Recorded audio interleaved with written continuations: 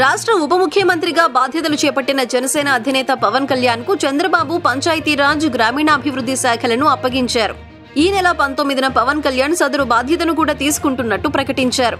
అయితే పంచాయతీరాజ్ గ్రామీణాభివృద్ధి శాఖలు అంత ఈజీ అయితే కాదు. నిరంతరం అందుబాటులో ఉండాలి. నిరంతరం వచ్చే సమస్యలను పరిష్కరిస్తూ కూడా ఉండాలి. ప్రధానంగా ఎదురయ్యే సమస్యలను అధ్యయనం చేశారు.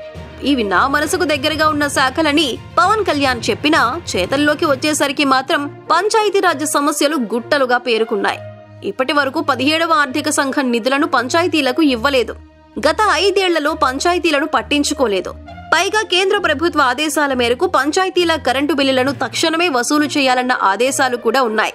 వీటిని కాదని వెనక్కి తీసుకుంటే పంచాయతీలకు కేంద్రం ఇచ్చే నిధుల్లో కోత పడనుంది.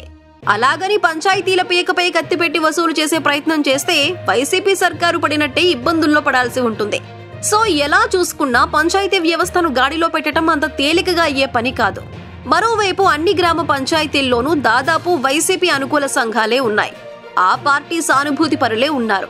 పట్టణ ప్రాంతాల్లో వైసీపీకి ఓటు బ్యాంకు తగ్గినా గ్రామీణ ప్రాంతాల్లో మాత్రం స్థిరంగానే ఉండటానికి ఇదే కారణం. ఈ క్రమంలో పంచాయతీలకు రాష్ట్ర సర్కారు ఏ మేరకు నిధులు విడుదల చేస్తుందనేది డౌటే. దీనిని సాధించుకునే క్రమంలో పవన్ కు ఇబ్బందులు ఎదురైనా ఆశ్చర్యం లేదు. ఇక గ్రామీణాభివృద్ధి విషయంలో కేంద్రం ఇచ్చే నిధులను రాష్ట్రం వాడిందనే విమర్శలు ఉన్నాయి. అమలు చేస్తున్న సంక్షేమ పథకాలు ఇతరత్రా కారణాలతో ఈ నిధులు దారిమళ్లాయి. అయితే ఇప్పుడు కూడా ఇలాంటి పరిస్థితి నెలకొంది. ఈ క్రమంలో పవన్ వీటిని సరిచేసుకుని ముందుకు సాగటం సవాళ్లతో యుద్ధం చేసినంత పనేనని పరిశీలకులు భావిస్తున్నారు.